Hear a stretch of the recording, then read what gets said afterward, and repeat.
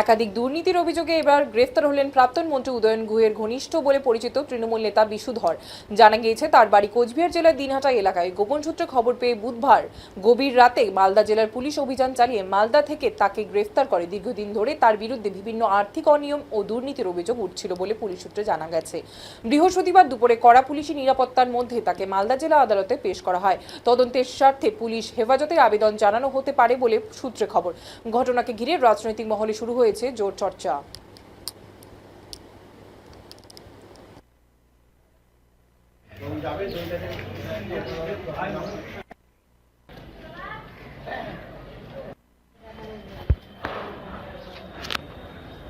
বলছি আপনি উদয়নদার কোন কোন কি ছিলেন উদয়ন গোর?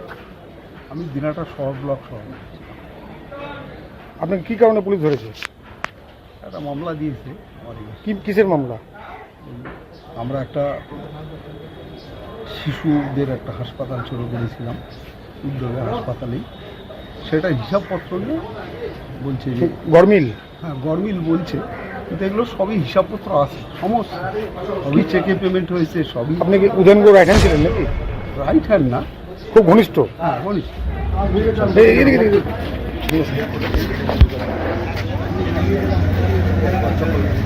আরো